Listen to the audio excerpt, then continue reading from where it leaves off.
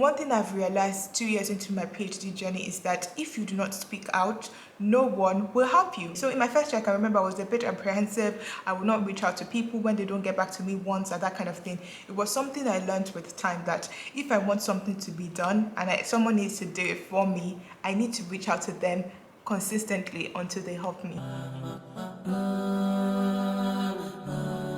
So I started the third year of my PhD a couple of weeks ago, and I started to reflect about my grad school journey, especially my first year, and I realized how much time flies so quickly. Since I figured that I've learned so much within the past 2 years of my grad school journey, I decided that I would summarize some of the things that I've learned in a short video here on YouTube, with the hope that this could serve as a resource for someone like myself starting 2 years ago. I understand why it may be conceivable to take advice here on YouTube with a grain of salt, especially if you do not know the person who is giving the advice personally. Nevertheless, all of the 10 points that I'll be sharing today are genuine advice, and it is my biggest hope that you can spot the genuinity and the realness in all of the points that I share with you today. I do hope that you find at least some of the points that I shared today useful. And of course, I wish you every success with grad school and everything that is to come. Hi there, if you're new here, welcome. My name is Aisha Yusuf and I'm a third year PhD student at the University of Cambridge. On this channel, I document my journey through grad school with the hope to inspire anyone who is thinking of pursuing something similar. Don't forget to hit the subscribe button and join this small community that we're growing here. We'd really love to have you join us. First thing I'd like to get out of the way before moving to all of the 10 points that I'd like to share with you today is for you to try your absolute best not to compare your PhD journey to other PhD students' experience, whether it's a PhD student in your lab or a PhD student that you saw over the internet. Let's create a scenario here. PhD student A and PhD student B may have completely different PhD experience despite being in the same lab and starting their PhD in the same year. If this can happen to people who are in the same lab, imagine comparing yourself to a PhD student who is not in your department, in your institution, or even in your country. So do not compare yourself to other PhD students. Trust me, it's not worth it. Focus on yourself, your achievements, your setbacks, mini milestones that no one notices or is present to tap you at the back for. Focus on you, okay? You've got this. My first point is that it's okay for you to feel like you do not know anything at the beginning. You see, no one goes into a PhD knowing every single detail of a specific topic. In fact, a PhD is supposed to be a journey where you evolve through all of the experiences that you have to become an expert in a specific field. No one goes into a PhD expecting you to be that expert already, so being an expert is an end product of a PhD. If there's any time you can construct an imaginary crown over your head for not knowing anything, the first year PhD is perfect for that. It's completely normal at the beginning to feel like you know nothing, and please take the best opportunity and chances that you have around you, access to people that you can use to further understand your PhD project if you need that external help. My second advice would be for you to attend lots of talks, seminars, or even courses. So I do not know how this works for other universities, but in Cambridge University, even though you're not expected to take specific courses, at least for my own department, you still have the option to sign up for courses at your own pace. So if it's something that you want to do. So I can remember in my first year when I figured that, okay, my PhD was going to be 50% computational, I'll take courses in computational genomics because it was already a steep learning curve. So all of those courses helped me to become well equipped with all of the skills that I needed to navigate through my PhD project. You can also attend talks and seminars organized by a department or other department. For example, I specialize in cancer research, and cancer research is super broad. So I study cancer of the esophagus, but I will not limit all of the talks that I go to just cancer of the esophagus. I would go to other talks on breast cancer, on lung cancer, on colon cancer, just to condition myself with the terminology in the fields and how science is explained or communicated in a professional setting. You know, at the beginning, sometimes when you go for a journal club and someone is presenting the data from a paper or something, and you look at the figure from the paper and you are absolutely clueless on what the figure is trying to express. The paper is too complex for you to unpack. And this is completely normal again. But the thing that I realized is that the more I attended all of these talk seminars where people talked about a scientific publication, the more I became attuned with the terminology on how things worked in the field. I started to spot themes and patterns, and once I was able to hack those themes and patterns, things made more sense to me. And in order for you to spot those themes and patterns, you need to condition yourself and expose yourself to the stimuli. So the stimuli in this case listening to all of this intellectual talks. The more you listen to them, the more you understand what is happening. At the beginning, it will be very hard. You'll feel like you know nothing, but there are lots of things happening in your mind in the background that you're not even aware of. Just be patient with it. Trust the process. The more you attend these talks, I can assure you that at some point you are going to have the moment, and you're just like, whoa, okay, yeah, I understand what the person is saying. And it's one of the most beautiful moments, really, because once you are able to digest a paper on your own without needing help from anyone, you sort of, give yourself a tap on the back. My third point will be for you to be as realistic as possible with all of your aspirations and goals for your first year. And I would actually advise for you to do this every year. I'll give you an example. When I first started my PhD, I was very ambitious and I had so many plans and so many dreams that I wanted to accomplish with my PhD project, which is great because they always say that your first year of your PhD, you're super ambitious. If you're working in cancer research like myself, you want to cure cancer and all of that, which is great because you need that kind of energy to start off with. But you have to realize that you have to find a balance between being realistic and also being ambitious. I'll make an analogy from my own case. When I started, I knew that, okay, these are the things that I wanted to do with my PhD project. However, the part where I missed a bit at the beginning was that I needed to do a lot of optimization work in order to be able to achieve all of the things that I wanted to achieve with my PhD project.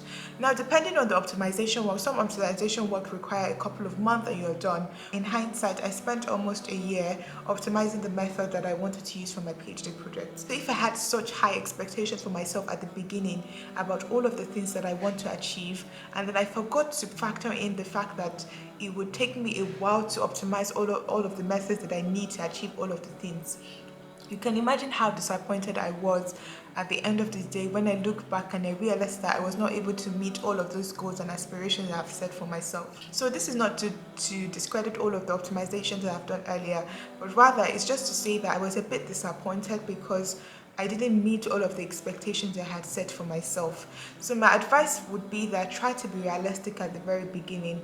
Think about your research project. Think about all of the external factors that will influence the pace of your work. If you've already factored all of this at the beginning, this will set you up to start on a very good ground. And at the end of the day, let's say in the worst case scenario, you're not able to achieve all of these aspirations, do cut yourself some slack and pick yourself back up from where you left.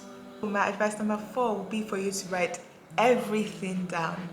By everything, I mean every single thing. Like, write down your notes, write down your reflections when you finish experiments, what you thought about it, did you make a mistake for a specific sample? Write everything down as they're happening real time, because trust me, your future self will be so grateful to you for writing it down. I know that you might think that, like you've got good memory, but believe me, once you get into your PhD zone and you start to do a lot of work and there's so much happening at the same time, it becomes very tricky for you to remember the tiniest details. Like, for example, if you figured out a specific way to do a calculation for a buffer or something like that, write it down how you did the calculation and dilution. If you're doing an analysis in a directory, have a readme file in that directory saying exactly what you did with that analysis. Write down the packages that you used, write down your script. Have this written properly. It will just help you on the long term. My 5th thing would be for you to track everything with dates. For this can be, for example, when you open a reagent for the first time, or when you're creating a directory for your analysis, you're doing analysis for specific dates. Just don't write the name of the analysis. Write the date that you did the analysis. It's easier for you to wrap dates in the names of all of the folders or everything that you're creating, because there will come a time where you need to connect dots. And having the dates written down helps so much. Track everything with dates. And speaking of data and folder organization, I have a directory where I have a folder for each person that has helped me at a point in my PhD journey. So this means that every time the person sends me a document over email, or every time the person shares something with me, I take that thing, I download it, and I put it in that folder, and then I can always refer back to that folder at any point in time if I need to go back to them. My 6th advice is that you should write an agenda before meeting with your boss. So at the beginning, it can be a bit tricky when you meet with your boss, because you can perceive it as a super awkward and even mind-draining situation. At the beginning, one thing that sort of helped me to navigate those nervousness and anxiety is for me to write an agenda beforehand.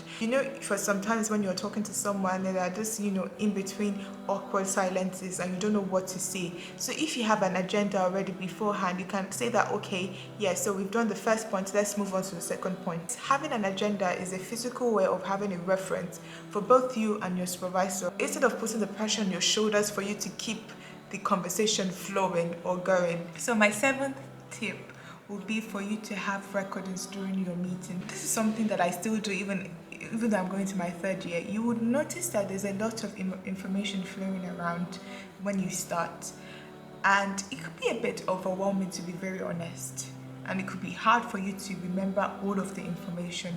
So what I do usually, I don't know if this is legal or not, is that I take in my phone whenever I meet with my supervisor. I'm going to a meeting that I think that is very important and is related to my PhD project.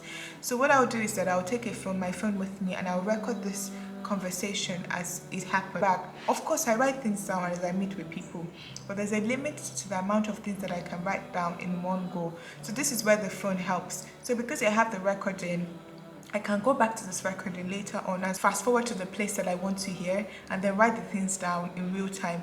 I don't know if it's legal or not, but it's something that's helped me greatly. So my 8th tip is that you should try to do things or take on other projects outside your PhD. And I'll tell you why I said this. So at least for me, and I'm sure this is the same for most PhD students, the relationship you have with your PhD project can be summarized as a love-hate relationship.